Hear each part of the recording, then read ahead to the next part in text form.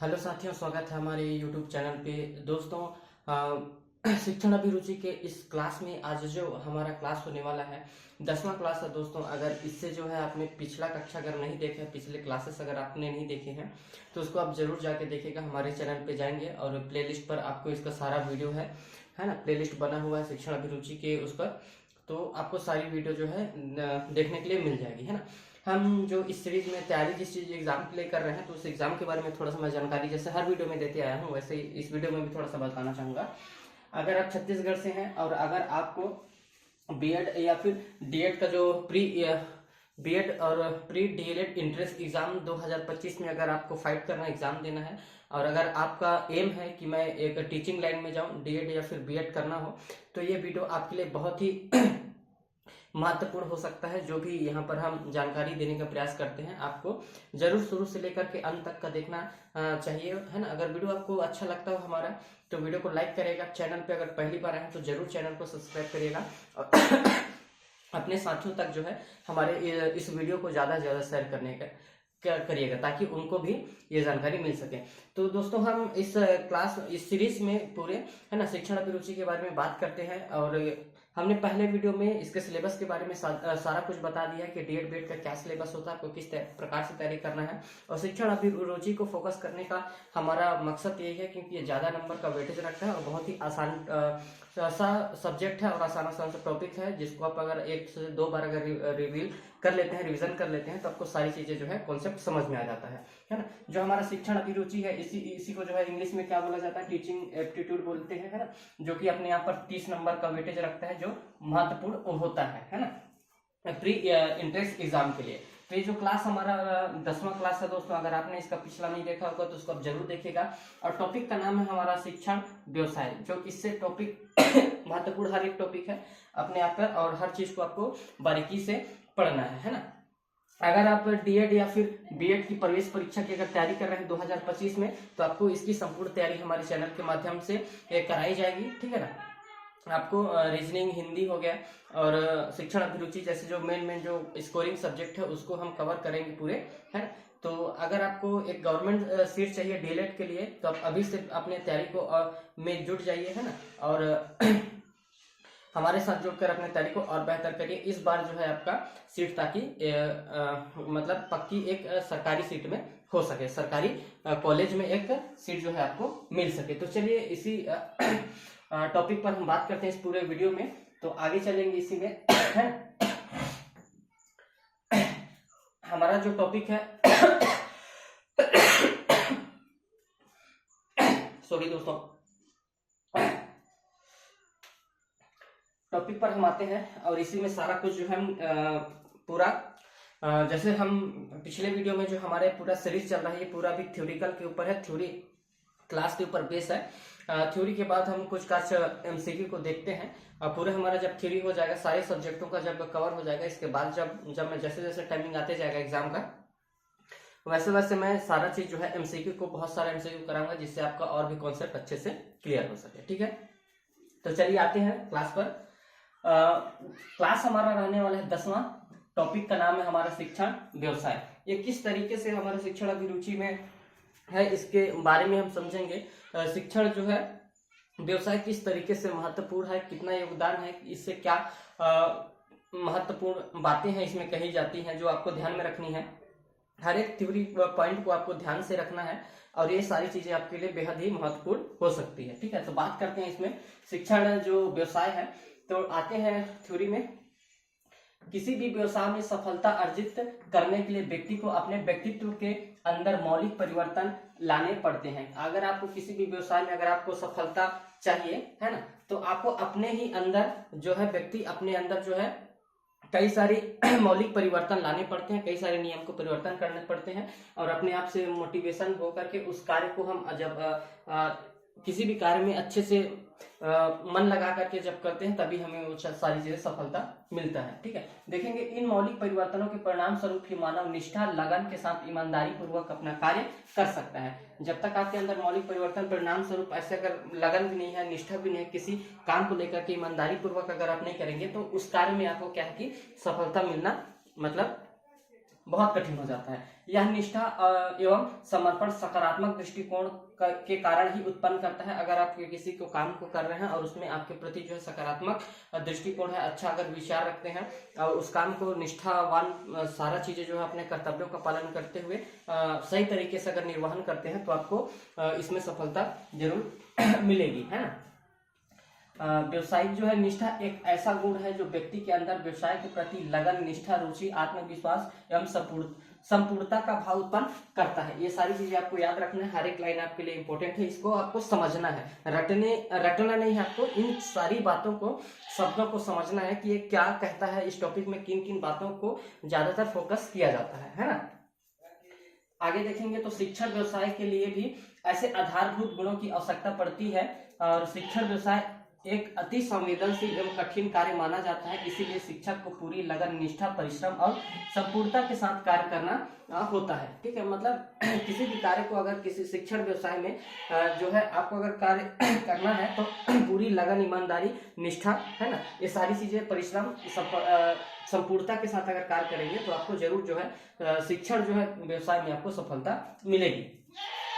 आगे देखेंगे शिक्षण व्यवसाय के प्रति सकारात्मक अभिरुचि व्यक्तित्व में आत्मविश्वास, स्वयं मूल्यांकन, नवीन ज्ञान, प्रति उत्साह, कार्य संतुष्टि आदि गुणों का भी विकास उत्पन्न करती है। इन बातों को आपको ध्यान में रखना है कि शिक्षण व्यवसाय के प्रति जो सकारात्मक अभिरुचि व्यक्तित्व में आत्मविश्वास, स्वमूल्यांकन, नवीन ज्ञान, है ना, प्रति उत्साह और कार्य संतुष्टि आदि गुणों का भी विकास उत्पन्न होता है इससे। ठीक है, यह स्थिति जो है शिक्षण के छात्रों में पारस्परिक रूप से सुखद संप्रेषण की स्थिति का संचार करती है, जिससे विद्यालय या परिवेश में शिक्षा के अनुकूल बना रहता है एवं अनुशासनबद्ध प्रक्रिया का अनुरत चलती रहती है। ठीक है, तो आपको इन सारी चीजों को ध्यान में रखना है। इसका आप स्क्रीनशॉट ले सकते हैं। बेहद ही एक सारांश मैंने देने का प्रयास किया है और हर एक लाइन, हर एक शब्द जो है आपके लिए महत्वपूर्ण रहने वाली है। ठीक है,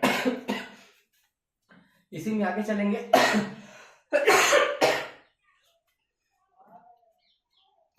आगे अगर बात करते हैं हम, तो शिक्षण व्यवसाय एक ऐसा पेशा है जिसमें व्यक्ति छात्रों को ज्ञान, कौशल और मूल्यों का प्रदान करने के लिए जो है समर्पित होता है। ठीक है, एक शिक्षक के लिए छात्रों को ज्ञान, कौशल और मूल्यों को प्रदान करने के लिए हमेशा तत्पर रहता है।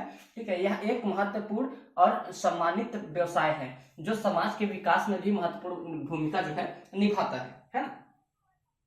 आगे देखेंगे इसमें शिक्षण जो व्यवसाय है, शिक्षण व्यवसाय के कुछ महत्वपूर्ण जो है पहलू आपको ध्यान में रखना है, ये इंपॉर्टेंट है ना। क्या क्या बातें इसमें कहा गया है तो आपको ध्यान दीजिएगा थोड़ा सा।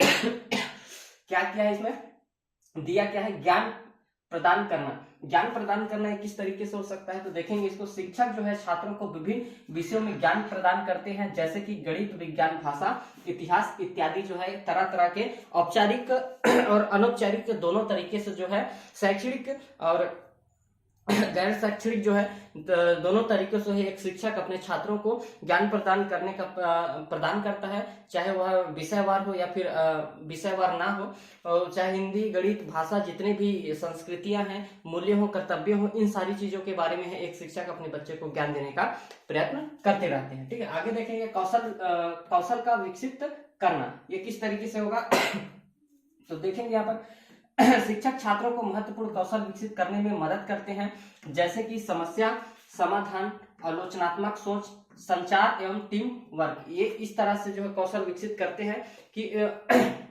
समस्या जैसे अगर आता है तो समस्या का समाधान करने के लिए अगर स्टूडेंट को अगर कोई समस्या आ रही है तो विद्यालय में है तो अपने टीचर से जाकर के वो सारा चीज जो है परामर्श अच्छे से बताएगा क्या दिक्कत आ रहा है, तो उस समस्या को समझने के बाद जो है एक टीचर जो है उस समस्या का निराकरण करने के लिए कई सारे उपाय या तरीके खोजेगा, है ना।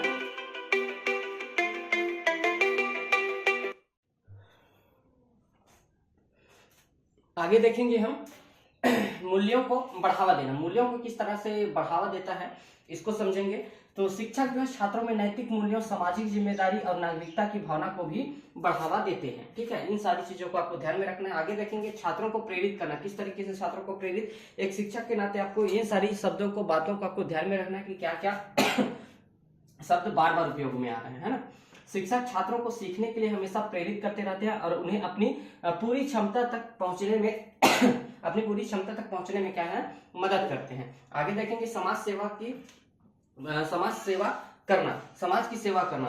तो शिक्षक समाज के भविष्य को आकार देने में महत्वपूर्ण भूमिका निभाते हैं और शिक्षण व्यवसाय का समाज में बहुत ही महत्वपूर्ण स्थान है। यह केवल न ज्ञान प्रदान करता है बल्कि यह व्यक्तियों और समाजों को कई तरह से आकार भी देता है।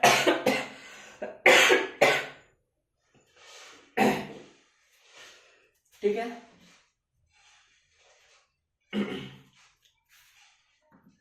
आगे चलेंगे इसी में। आगे देखेंगे ज्ञान और कौशल का जो है प्रसार, ये किस तरीके से होता है। ज्ञान और कौशल का प्रकाश में अगर देखेंगे तो जो है शिक्षक ज्ञान और कौशल के जो है बाह्य होते हैं। शिक्षक जो होता है ना, ज्ञान का और कौशल का वाहक होता है। एक शिक्षक को हम क्या कहते हैं, ज्ञान का और कौशल का वाहक होता है, देने वाला होता है। वे छात्रों को विभिन्न विषयों में ज्ञान प्रदान करते हैं, जैसे कि गणित, विज्ञान विषय, भाषा, इतिहास, बहुत कुछ ऐसे औपचारिक अनौपचारिक दोनों तरीके से है शिक्षक जो है ज्ञान प्रदान करते हैं बच्चों को। इसके अलावा वे छात्रों के महत्वपूर्ण जीवन कौशल विकसित करने में भी मदद करते हैं, जैसे कि समस्या समाधान, आलोचनात्मक सोच और संचार। ठीक है, इन सारी चीजों को आपको ध्यान में रखना है इसमें। आगे अगर देखेंगे तो व्यक्तित्व का विकास किस तरीके से होता है। बार बार खांसी आ रहा है।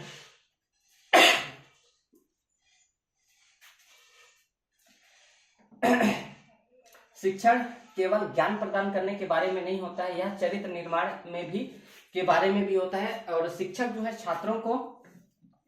छात्रों को नैतिक मूल्यों, सामाजिक जिम्मेदारी और नागरिकता की भावना को बढ़ावा देते हैं। वे छात्रों को आत्म अनुशासन, सहानुभूति और सम्मान जैसे गुणों का भी विकास करने में मदद करता है ना।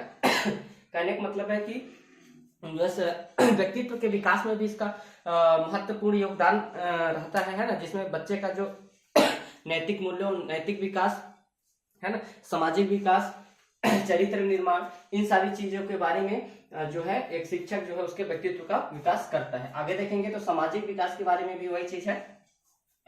शिक्षा जो है सामाजिक विकास के लिए भी एक महत्वपूर्ण उपकरण है। शिक्षित व्यक्ति समाज में अधिक सक्रिय और जिम्मेदार नागरिक होते हैं। शिक्षक जो है छात्रों को सामाजिक मुद्दों के बारे में भी जागरूक करते हैं और उन्हें सकारात्मक बदलाव लाने का भी प्रेरित करते हैं। सामाजिक शिक्षा जो है समाज के लिए भी एक महत्वपूर्ण हिस्सा है ना। बिना शिक्षा के हम समाज का वो विकार नहीं कर सकते हैं, है ना, आकार हम नहीं बता सकते हैं। शिक्षित व्यक्ति समाज के लिए बहुत ही महत्वपूर्ण होता है। समाज को किस तरीके से मेंटेन करना है, कैसे सारा चीजें हैं जो उसके बना हुआ है एक समाज का दायरा, उसको किस तरीके से निभाना है, उसकी जिम्मेदारी को समझता है। और शिक्षक जो छात्रों को सामाजिक मुद्दों के बारे में भी उसको जागरूक खुद भी रहता है और दूसरों को भी सकारात्मक जानकारी भी देता है ना। देखेंगे आर्थिक विकास किस तरीके से होता है। तो शिक्षक आर्थिक जो विकास के लिए भी एक महत्वपूर्ण चालक है। शिक्षित व्यक्ति अधिक उत्पादक होते हैं और वे अर्थव्यवस्था को अधिक योगदान करते हैं। शिक्षक जो है छात्रों को उन कौशल और ज्ञान से लैस कराते हैं जिनके उन्हें सफल करियर बनाने के लिए भी आवश्यक होता है। ठीक है, आगे देखेंगे सांस्कृतिक संरक्षण। संस्कृति का संरक्षण किस तरीके से महत्वपूर्ण है। तो शिक्षक संस्कृति विरासत को संरक्षित करने में भी मदद करती है। वे छात्रों को अपनी संस्कृति और इतिहास के बारे में सिखाते हैं और उन्हें अपनी संस्कृति पहचान को भी बनाए रखने के लिए प्रोत्साहित करते हैं। ठीक है, आपको हर एक पॉइंट आपको ध्यान में रखना है, सारी चीजें बहुत ही इंपॉर्टेंट है। आगे देखेंगे भविष्य की पीढ़ियों को आकार देना। तो शिक्षक जो है भविष्य की पीढ़ियों को आकार देने में महत्वपूर्ण भूमिका निभाते हैं। वे छात्रों को उन मूल्यों, ज्ञान और कौशल से लैस कराते हैं जिनकी उन्हें सफल और जिम्मेदार वयस्क बनाने के लिए भी आवश्यक होता है। तो इन सारी चीजों को आपको ध्यान में रखना, बेहद ही इंपॉर्टेंट लाइनें हैं ये, है ना। आगे चलेंगे इसी में। आगे देखेंगे यहाँ पर तो शिक्षण व्यवसाय का जो है एक महत्वपूर्ण और सम्मानित जो है पेशा है, लेकिन इसमें कुछ चुनौतियां भी हैं और कुछ हानियां भी होती हैं। इसके ना होने से इसको शिक्षण व्यवसाय की कुछ चुनौतियां कह सकते हो या फिर जो हानियां हैं इसको हम समझते हैं क्या क्या दिया हुआ है। पहला देखते हैं कम वेतन। ठीक है, शिक्षण व्यवसाय है, क्योंकि व्यवसाय है तो इसमें उसकी कमियां भी कह सकते हैं, हानियां भी कह सकते हो और चुनौतियां भी कह सकते हो, है ना। तो कम वेतन, कई देशों में शिक्षकों को उनके काम के महत्व के अनुपात में कम वेतन मिलता है ना। जिस हिसाब से काम लिया जाता है उस हिसाब से उनको वेतन नहीं दिया जाता। यह विशेष रूप से जो है प्राथमिक और माध्यमिक विद्यालयों के शिक्षकों के लिए सच है। मतलब कई सारा जो है राज्यों में माध्यमिक के स्कूल के जो शिक्षक होते हैं और प्राथमिक के जो शिक्षक होते हैं उनके जो वेतन में है जो बहुत ही विसंगति देखने के लिए मिलता है ना। उसी के बारे में है, ये उसकी हानियां हैं। आगे देखेंगे उच्च तनाव। उच्च तनाव किस तरीके से होगा, तो शिक्षण एक तनावपूर्ण काम हो सकता है। शिक्षकों को अवसर बड़ी कक्षाओं को संभालना, छात्रों के व्यवहार संबंधित मुद्दों से निपटाना और प्रशासनिक कार्यों को पूरा करना पड़ता है। मतलब बच्चों को भी संभालना है और जो भी प्रशासनिक कार्य दायित्व दिए जाते हैं विद्यालय में उन सारी चीजों को भी पूरा करना रहता है। आगे देखेंगे जवाबदेही, ये किस तरीके से होता है, तो शिक्षकों को छात्रों की सफलता के लिए जवाबदेही ठहराया जाता है। यह उन शिक्षकों के लिए अतिरिक्त तनाव पैदा कर सकता है जो चुनौतीपूर्ण परिस्थितियों में भी काम करते हैं, है। आगे देखेंगे नौकरी की असुविधा, असुरक्षा, नौकरी की क्या लिखा है, असुरक्षा। तो कुछ शिक्षण पदों में नौकरी की सुरक्षा जो है कम होती है, खासकर निजी स्कूलों में और विद्यालयों में सीमित उन्नति के अवसर। कुछ जो है शिक्षकों को लगता है कि उनके करियर में उन्नति के सीमित अवसर हैं, ठीक है ना। तो ये सारी चीजें हैं, इसकी हानियां हैं। आगे देखेंगे लगातार सीखना और अनुकूलन, ये किस तरीके से इसकी हानि हो सकती है, तो शिक्षा क्षेत्र में लगातार बदलाव हो रहे और शिक्षकों को इन परिवर्तनों के साथ बने रहने के लिए लगातार सीखने और अनुकूलन करने की भी आवश्यकता होती है। तो ये सारी चीजें उसकी जो है शिक्षण व्यवसाय की चुनौतियां हैं जो आपको ध्यान में रखना है, ये इंपॉर्टेंट है, आ सकता है ना। तो आप इन थ्योरी को अगर अच्छे से समझे रहेंगे, पढ़े रहेंगे तो आपके लिए जो होगा ये चीज जो है जब ऑप्शनल हम करेंगे तो वहां पर आपको समझ में आएगा कि थ्योरी कितना महत्वपूर्ण रहता है ना। देखेंगे इसी में, आगे चलते हैं इसी का और भी इसी में देखेंगे। तो भावनात्मक थकान भी हो सकता है, किस तरीके से देखेंगे। शिक्षकों को अक्सर छात्रों की भावनात्मक और सामाजिक जरूरतों का समर्थन करना पड़ता है जिससे भावनात्मक थकान भी हो सकता है, ठीक है। आगे देखेंगे अतिरिक्त जिम्मेदारियां क्या हो सकती है, तो शिक्षकों को अक्सर जो है अतिरिक्त जिम्मेदारियां भी निभानी पड़ती हैं, जैसे कि पाठ्येतर गतिविधियां का नेतृत्व करना और छात्रों को सलाह देना। ऐसा ही सारी अतिरिक्त जो है जिम्मेदारियां शिक्षक के ऊपर रहता है। आगे देखेंगे राजनीतिक हस्तक्षेप, ये क्या है, तो कुछ देशों में जो है शिक्षा राजनीतिक हस्तक्षेप के अधीन है जो शिक्षकों को काम को प्रभावित करता है, ठीक है। आगे देखेंगे तकनीकी की चुनौतियां, तो प्रौद्योगिकी के बढ़ते उपयोग के साथ शिक्षकों को कई तकनीकों को सीखने और अपने शिक्षण में एकीकृत करने की आवश्यकता होती है, ठीक है। आगे देखेंगे क्या कहा है, यह ध्यान रखना महत्वपूर्ण है कि शिक्षण व्यवसाय के लाभ इन हानियों से कहीं अधिक है। हमने जिन भी हानियों की बात कही है इन हानियों से भी और भी कई हद तक और भी हो सकती है ना। शिक्षक समाज में एक महत्वपूर्ण भूमिका निभाते हैं और युवा लोगों के जीवन में सकारात्मक बदलाव लाते हैं। तो ये तो कुछ ही मुद्दे पर हमने बात किया है, इससे भी और मुद्दे भी हो सकते हैं जो आपको ध्यान में रखना है। इन सारी चीजों को अगर आपने देखा है तो आपको एक आइडिया हो जाएगा कि किस तरीके से अगर क्वेश्चन है तो हमें किस तरीके से उसको सोल्व करना है ना।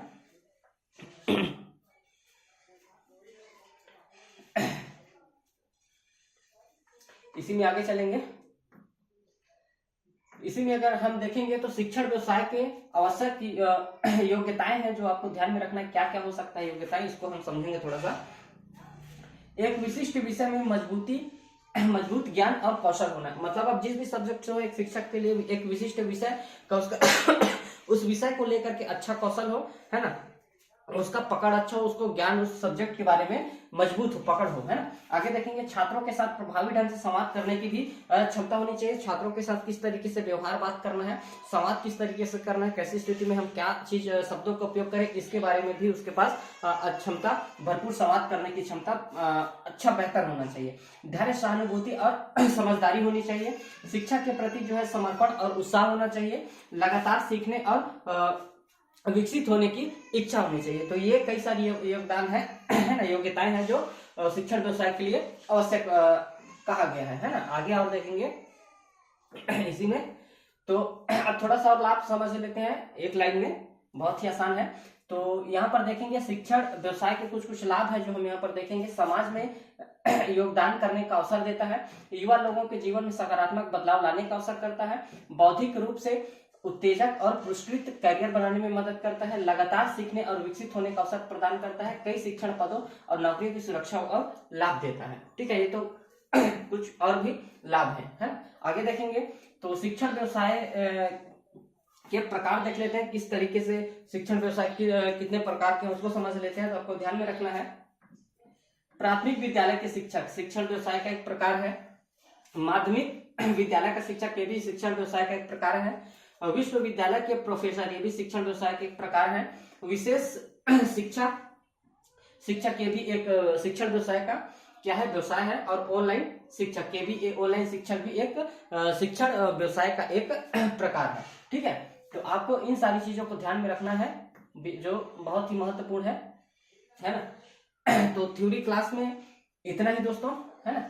फिर जो है हम इसका जो एमसीक्यू बाद में मैं कराऊंगा, इसका आपको थ्योरी अच्छे से समझ लेना है ना, ताकि आपको जो है एमसीक्यू करने में ज्यादा परेशानी ना हो। हम टॉपिक बाय टॉपिक हम सारा चीजें जो है जो थ्योरी को पहले कवर करने का कोशिश कर रहे हैं, इसके बाद से जो है हम इसका एमसीक्यू भी करेंगे, प्लस अदर सब्जेक्ट को भी लाने का मैं कोशिश करूंगा। तो इस वीडियो में इतना ही दोस्तों, तब तक के लिए फिर मिलते हैं एक नए वीडियो के साथ। और वीडियो अगर आपको अच्छा लगे तो जरूर से लाइक करिएगा, और चैनल पे पहली बार आए हैं दोस्तों तो चैनल को जरूर सब्सक्राइब करिएगा ऐसी जानकारी देखने के लिए, है ना। इस वीडियो में इतना ही, तब तक के लिए धन्यवाद।